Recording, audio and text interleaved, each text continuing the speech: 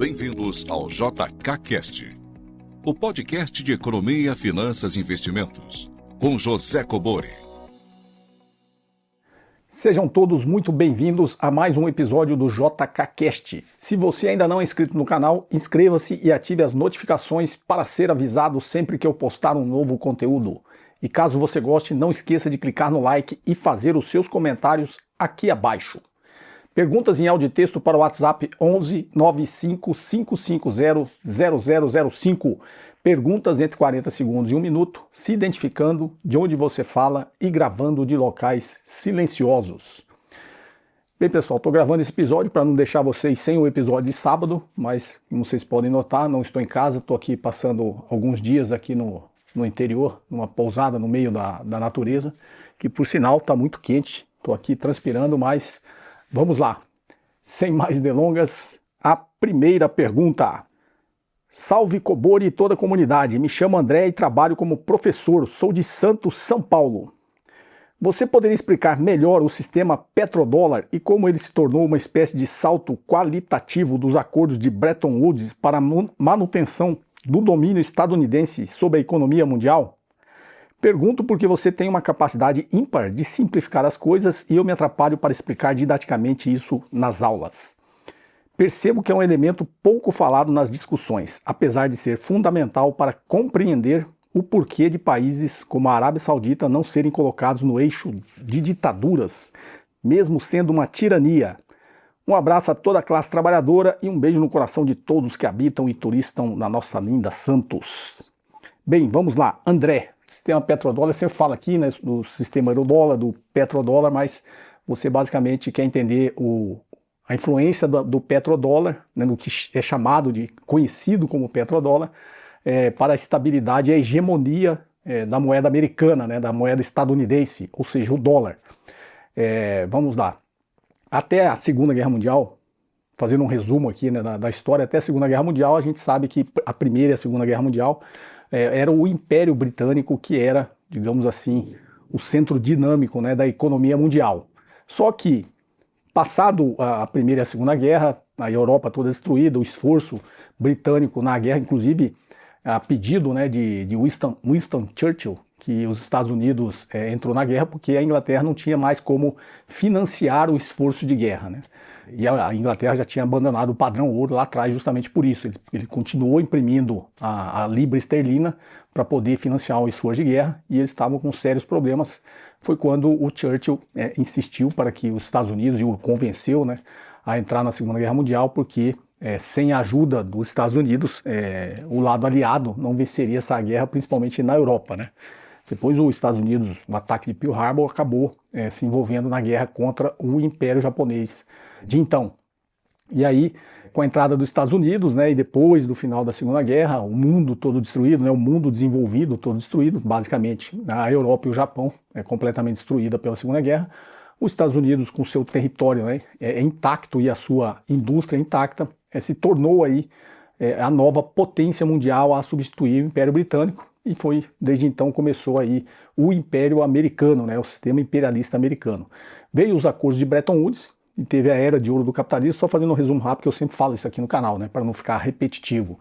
Veio o acordo de Bretton Woods e ficou conhecido aí como a era de ouro do capitalismo, esses praticamente 30 anos, né, até 1971, quando os Estados Unidos abandonou o padrão ouro, né. Então os Estados Unidos ainda mantinha o padrão ouro. O que era o padrão ouro? Existia uma conversibilidade do dólar em ouro, né.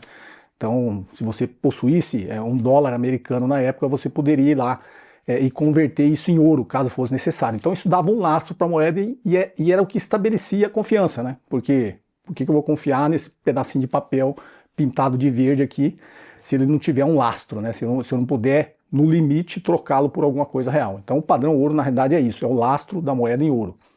E teve essa era de ouro do capitalismo de Bretton Woods, onde na verdade foi estabelecido um acordo em 1944, né, já terminando a Segunda Guerra, de como o mundo iria se reconstruir, né? Veio o Plano Marshall para reconstruir principalmente a Europa e o acordo de Bretton Woods, que era um acordo do sistema financeiro mundial, como ele funcionaria para que essas economias fossem reconstruídas, né? A economia de toda a Europa e do Japão. Toda a Europa, obviamente, incluindo a Alemanha, que foi derrotada na guerra, e o Japão, que foi derrotado em 1945, que marcou aí o final oficial da Segunda Guerra Mundial.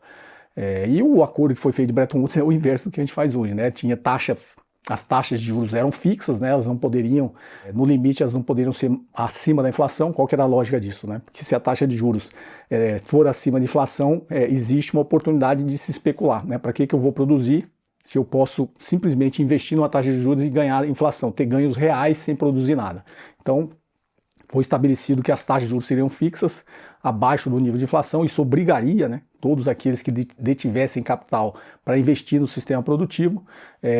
Existia controle de capitais, não podia ter livre fluxo de capitais, né? Ou seja, você não podia, o capitalismo financeiro foi penalizado justamente por isso, né, para obrigar que todo o capital fosse empregado na reconstrução do mundo. Então, eu não poderia utilizar, fazer especulação se não fosse na economia real. Então, esse fluxo de capitais só poderia existir na economia real, né? Comprou um produto de lá, vai dinheiro, né? Vendeu um produto de lá, vem dinheiro. Então, o fluxo de capitais era só na economia real. E aí, o mundo foi reconstruído, construiu aí todo um bem-estar social, né? Um estado de bem-estar social. Só que em 1971, que marcou o final de Bretton Woods, foi justamente quando Richard Nixon, né, em 1971, foi lá e oficializou que os Estados Unidos estaria abandonando o padrão ouro, ou seja, ele tornaria o dólar apenas uma moeda fiduciária, ela não teria mais essa conversibilidade em ouro. E aí isso marcou que você tem que confiar, já que você não tem um laço, você não pode converter nada, você tem que confiar que aquele dinheiro vale. Então ele passou a ser uma moeda fiduciária apenas na confiança de que o Estado americano garantiria o valor daquela moeda. Como era uma potência mundial, ele teoricamente teria essa capacidade como centro dinâmico, né, da economia mundial, ainda na Guerra Fria, né, que se estabeleceu depois no final da Segunda Guerra Mundial, mas uma grande potência econômica e militar da época. Então ele poderia, com essas características, ser o centro dinâmico da economia mundial, como era, né, em 1971. Só que foi uma mudança drástica, principalmente na cultura, né? Como assim uma moeda fiduciária sem lastro em ouro e eu preciso confiar? Então, obviamente, teve algumas instabilidades, né, no valor da moeda, porque como sendo dinâmica, a sua moeda tem que ser estável também. Teve algumas instabilidades, né? Até se estabeleceu uma confiança, né, no valor da moeda, então o valor do dólar passou 2 anos aí instável, foi quando primeiro os Estados Unidos derrubou o governo da Arábia Saudita em 1973 e foi lá e fez um acordo. A Arábia Saudita, o maior produtor de petróleo do mundo à época, líder da OPEP, ela mandava, né, na Organização dos Países Exportadores de Petróleo, e os Estados Unidos foi lá e sempre foi uma região instável, né, politicamente e militarmente, ao Oriente Médio. Os Estados Unidos foi lá e fez um acordo, falou, ó, você se compromete, né, não só você, Arábia Saudita, como a OPEP, todo o petróleo que vocês venderem, vocês só aceitem dólares, né, você faz tudo isso em dólar, em troca disso eu te dou proteção militar e também os dólares que você tiver sobrando, você compra os títulos, você vai fazer uma reserva de valor em títulos do Tesouro Americano, você vai comprar os títulos. Então os Estados Unidos simplesmente estabeleceu aí não só uma forma de que o dólar fosse utilizado pelo mundo todo, até porque o petróleo que era distribuído no mundo todo saía, né, dos países, da Organização dos Países Exportadores de Petróleo. Então ele deu uma certa estabilidade para a moeda, uma confiança maior no dólar. É como se ele agora tivesse algum outro tipo de lastro, né? Esse outro tipo de lastro de confiança a moeda vai ser utilizada porque todo o petróleo do mundo vai ser vendido em dólar. Então ele conseguiu com isso estabilizar o preço do dólar, né, e dar essa sobrevida até hoje, né, da confiança no dólar, no valor do dólar e na hegemonia do dólar americano. Manteve esse privilégio exorbitante, como disse o Keynes lá no acordo de Bretton Woods, que isso daria um privilégio exorbitante, e ele manteve esse privilégio exorbitante, que inclusive nessa crise atual, tem tudo a ver com isso, acho que eu já falei aqui no canal, né, que você proibir que a Venezuela venda o seu petróleo para a China em yuans é também uma forma de tentar prolongar, né, essa hegemonia do dólar. Então basicamente é isso, né, você obrigar todo o petróleo do mundo lá em 1973 a ser comercializado em dólar, deu essa sobrevida, né, essa sobrevida de confiança na moeda americana e de utilização, né? Se todo mundo utiliza, a moeda continua a ser a reserva mundial, né? Ele continua sendo o emissor dessa moeda que é utilizada como reserva de valor mundial e também faz com que ele seja aceito no mundo todo. Então, basicamente é isso, né? O petrodólar, que é como é conhecido, é muito mais por essa dinâmica. Tá ok, André? Espero ter respondido a sua dúvida. Forte abraço. Vamos aqui à próxima pergunta. Bom dia, professor. Sou o Tauan Rocha, de Maceió, Alagoas. Ultimamente começou a aparecer no meu círculo de rede social sobre a necessidade do Brasil ter uma bomba atômica, sendo essa uma questão de segurança nacional, independente de posição política.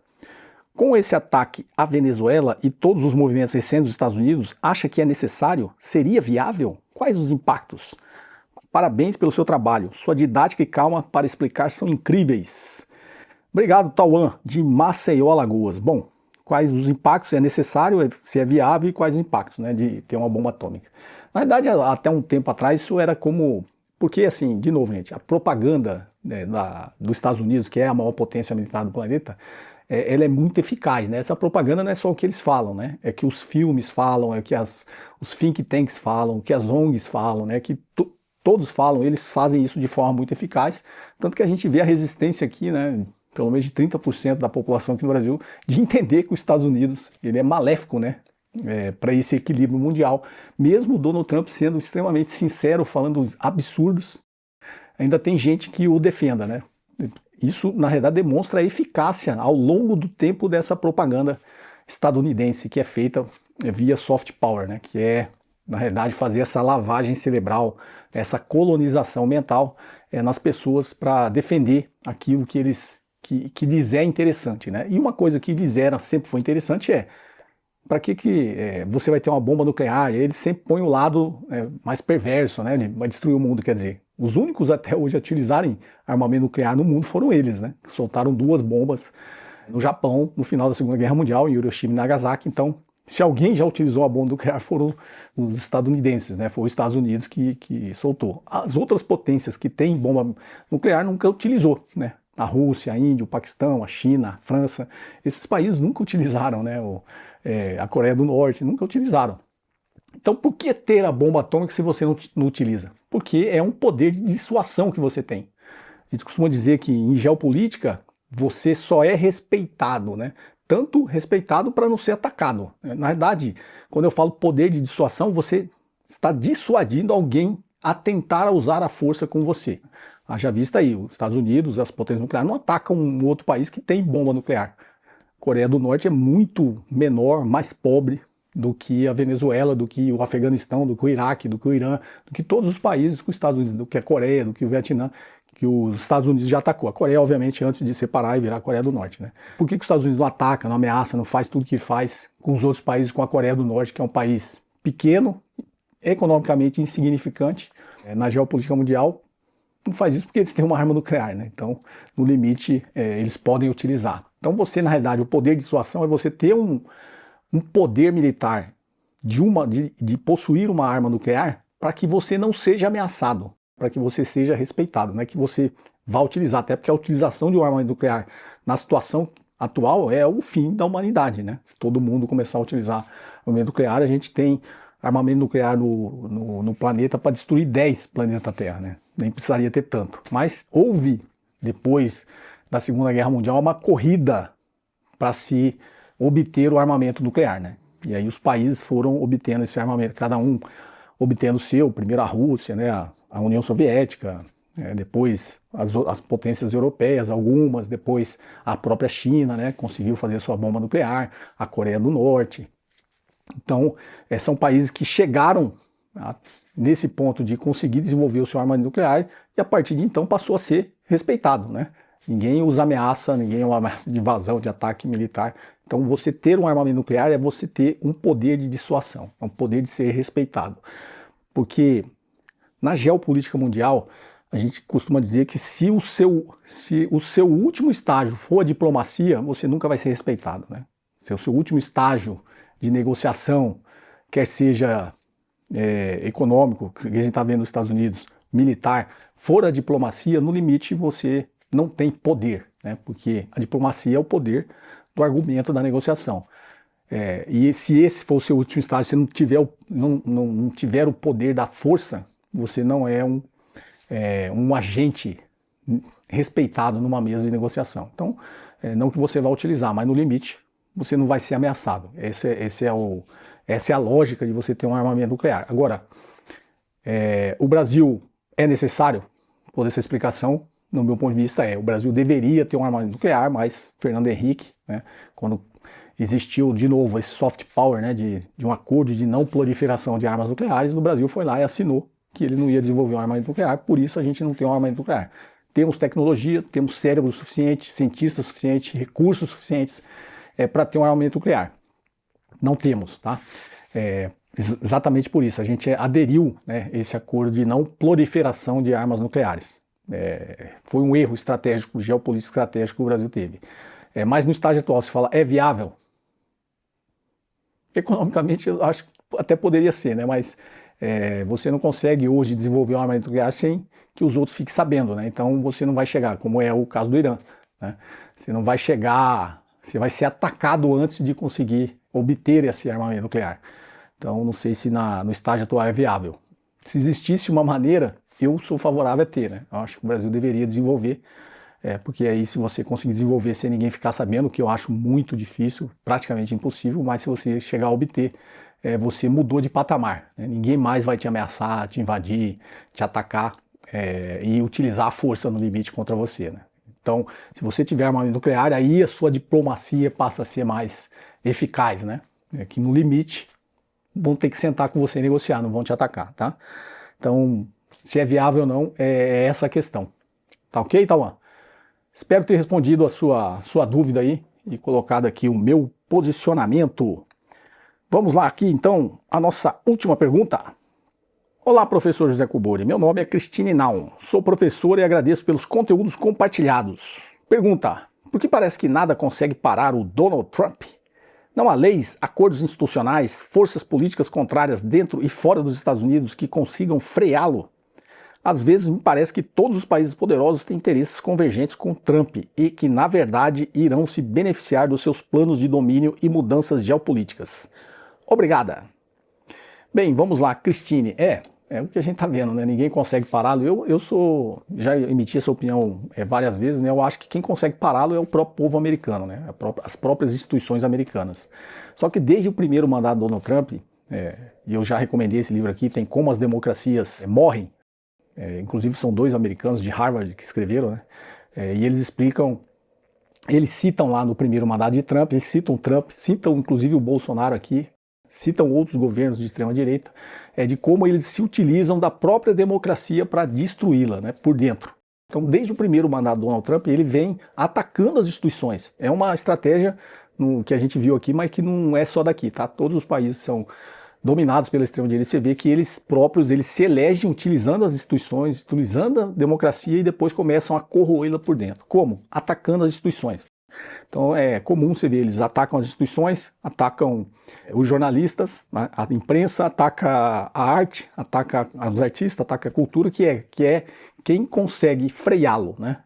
Não só sob o ponto de vista das instituições legalmente, institucionalmente freá-lo, mas sob o ponto de vista da consciência coletiva, né, de uma nação, formar opinião, formar consciência, né, como é o caso da imprensa, dos artistas, né, por isso que eles sempre atacam a arte, cultura, tudo isso, que é quem é capaz de formar essa consciência.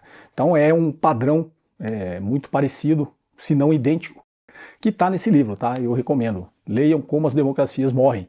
É um livro muito bom, que mostra exatamente, é um estudo, dois professores de Harvard que fizeram, e mostra como isso é feito. Só que eles escreveram isso lá no primeiro mandato do Trump, já identificando, né, esse padrão de comportamento.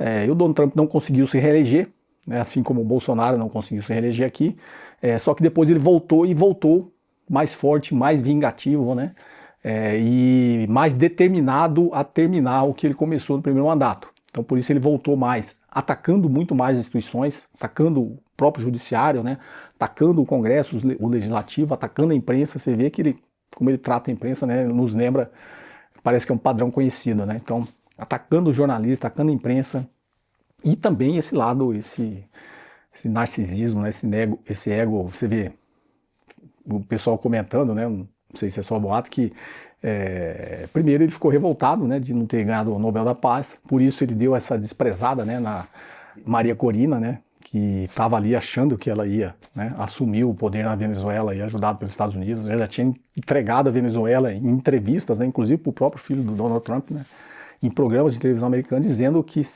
se ela fosse alçada ao poder na Venezuela, ela ia entregar a Venezuela para os Estados Unidos, né, abrir o petróleo para as empresas americanas, fazer tudo que os Estados Unidos queria, ou seja, ia entregar tudo, né, e achou que ia voltar. Mas, pelo narcisismo, né, pelo ego do Donald Trump, ele simplesmente a desprezou na primeira coletiva de imprensa quando perguntaram se ela era o plano dele, né, de assumir o poder na Venezuela, haja vista que foi uma operação de mudança de regime. Né? O sequestro do Maduro foi uma operação de mudança de regime. Né? Para quem tem dúvida, já gravei vários vídeos aqui mostrando que isso não tem nada a ver com democracia, terrorismo, narcoterrorismo, direitos humanos, não tem nada a ver com isso. Né? Os Estados Unidos não se incomoda com isso, não. Ele se incomoda, tanto que vários aliados deles fazem isso, e eles, em vez de invadir o país e sequestrar, eles dão medalha, né, para esses, desde que sejam seus aliados. Tá? Então, para quem não assistiu, assista esse vídeo, é só para deixar claro que o discurso não tem nada a ver com isso, né? É só propaganda. O interesse dos Estados Unidos, tanto que na coletiva ele claramente falou que o interesse deles é no petróleo, né? Que eu também já teci nesses vídeos aí o porquê disso, tá? Então, quem consegue parar os Estados Unidos? As outras potências, se tentarem, o risco de deflagrar a Terceira Guerra Mundial. Quem pode pará-lo realmente é o que restou, né, de democracia nos Estados Unidos. Para quem acompanha a política americana, você vê que está restando cada vez, está restando muito pouco de democracia lá, né? Você vê as imagens lá do ICE na rua, né? É um regime fascista, né? Sem dúvida nenhuma que é um regime fascista. Então você vê que existe essa corrosão da democracia americana, está muito avançada, mas ainda existe esperança, né, que o próprio povo americano consiga parar esses intentos, né, autoritários, ditatoriais e fascistas de Donald Trump.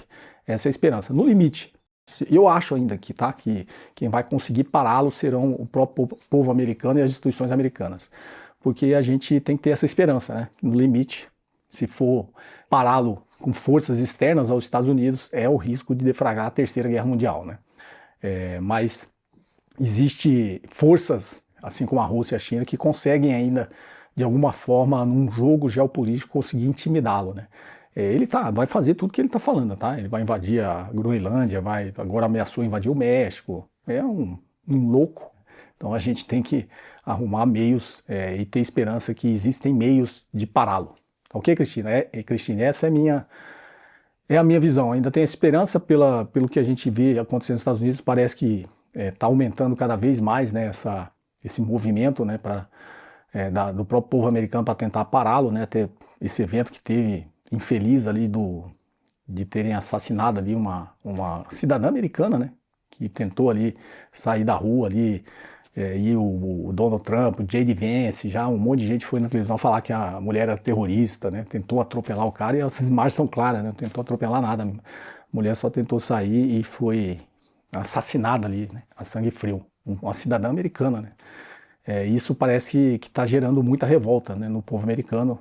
Então a gente tem que ter essa esperança que o próprio povo americano vai se rebelar e tentar resgatar a democracia naquele país e tirar esse louco do poder, né? Esse louco e os seus asseclas, né? Que nesse segundo mandato ele se garantiu de se cercar de um bando de puxa-saco, louco e puxa-saco, né? Que faz tudo que ele quer, todas as loucuras que ele deseja.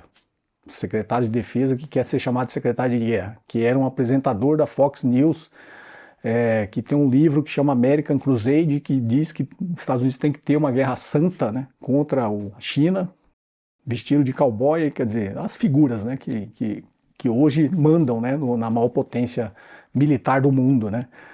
Um outro que era do hedge fund George Soros, que ajudou a quebrar o ataque especulativo à libra esterlina e quebrar o Banco da Inglaterra, né, que trabalhou com o George Soros, o Scott Bessent, que é secretário do Tesouro. O secretário do Comércio é o cara que era das corporações de petróleo, né, de combustível fóssil. Tanto que quando ele assumiu, ele declarou ali que não tem nada de energia renovável. O negócio dele até a expressão que ele utilizou, né, drill baby drill, né, ou seja, nós vamos perfurar petróleo. Negócio de energia limpa, isso aí é balela, nós vamos continuar explorando combustíveis fósseis. A prova aí, né, o ataque à Venezuela. Então, assim, se cercou de um bando de louco reacionário que significam um atraso para toda a humanidade, e a gente tem que lutar contra isso, cada um com o que pode, com as suas forças. Tá ok, Cristine? Espero ter respondido sua dúvida. Eu sei que existem muitas dúvidas sobre isso, infelizmente, mas vamos esperar que a gente passe por esse período de trevas, né, que o mundo inteiro passa. Ok? Espero que vocês tenham apreciado esse episódio. Perguntas em áudio e texto para o WhatsApp 11 95550 0005. Perguntas entre 40 segundos e 1 minuto, se identificando de onde você fala e gravando de locais silenciosos. Se você ainda não é inscrito no canal, inscreva-se e ative as notificações para ser avisado sempre que eu postar um novo conteúdo. E se você gostou, clique no like e não deixe de fazer os seus comentários aqui abaixo. Um forte abraço e até o próximo episódio. Você ouviu mais um episódio de JK Cast, o podcast de economia, finanças e investimentos com José Cobori.